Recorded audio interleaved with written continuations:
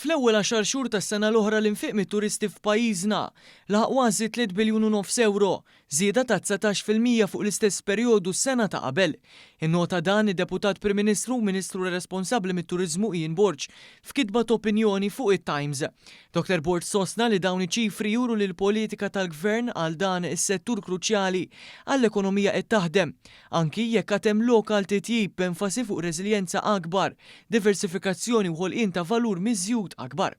Intqal li r-riżultati tas-sena l-oħra huma frott investiment u policies immirati biex titjib il-konnettività waqt li jiġu attirati diversi niċeġ turistiċi fosthom it-turiżmu kulturali dak sportiv, reliġjuż u l-għadis. Dan bil-għan aħħari li Malta u Għawdex isiru destinazzjonijiet fix-xhur kollha tas-sena. Id-Deputat Prim Ministru qal li dan l-approċċ qed inaqqas il-pressjonijiet staġjonali fuq il-komunitajiet u l-infrastruttura bis-settur tal-ospitalità qed jopera aħjar matul is-sena kollha.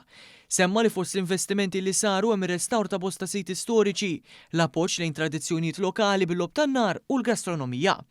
Dr. Borg enfasizza fuq l-esperjenzi awtentiċi jekk kif il-postijiet li jżuru joffru esperjenzi uniċi marbutin ukoll mal-identità Maltija, waqt li tenna li l-prijoritajiet jibqgħu il-protezzjoni tal-ambjent, it-titjib tal-kwalità tal-ħajja ta' residenti u l-viżitaturi u tisjieħ ta' ekonomija bbażata fuq il-valur miżjud.